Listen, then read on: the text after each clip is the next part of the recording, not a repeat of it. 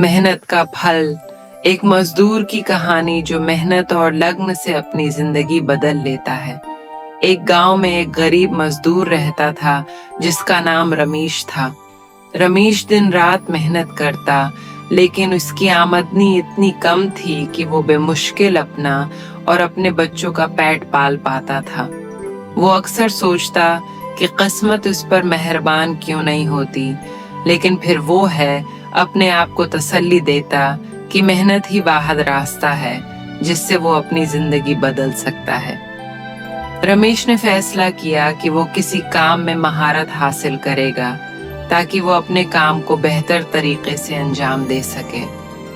वो एक बढ़ई के पास गया और उससे कहा कि वो उसे लकड़ी का काम सीखना चाहता है। बढ़ई ने कहा, ये काम सब्र और मेहनत का है, मुतकाजी है, क्या तुम तैयार हो?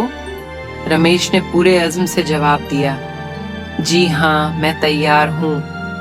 रमेश रोजाना सुबह सवेरे बढ़ई के पास आता और लकड़ी के मुख्तलिफ कामों को सीखता। इब्तदा में उसके हाथ से कई बार गलतियां हुई, लेकिन उसने हार नहीं मानी। उसने अपने उस्ताद की हर बात गौर से सुनी और दिन रात मश्क करता रहा। कुछ महीनों में वो एक माहिर बढ़ई बन गया। एक दिन गांव के जमींदार ने अपने घर के लिए खूबसूरत फर्नीचर बनवाने का आर्डर दिया। बढ़ई ने रमेश को ये काम दिया। रमेश ने अपनी तमाम महारत और मेहनत से फर्नीचर बनाया। जब जमींदार ने वो फर्नीचर देखा तो वो बहुत खुश हुआ और रमेश की तारीफ की। जमींदार ने उसे अच्छी मजदूरी दी और दूसरे लोगों को भी रमेश की महारत के बारे में बताया। रिफ्ता रिफ्ता रमेश का नाम गांव और आसपास के इलाकों में मशहूर होने लगा। लोग दौड़ दौड़ से उसके पास काम करवाने आने लगे। रमेश ने अपनी मेहनत और कमाई से एक छोटी दुकान खोली और कुछ मजीद कारीगर रख लिए।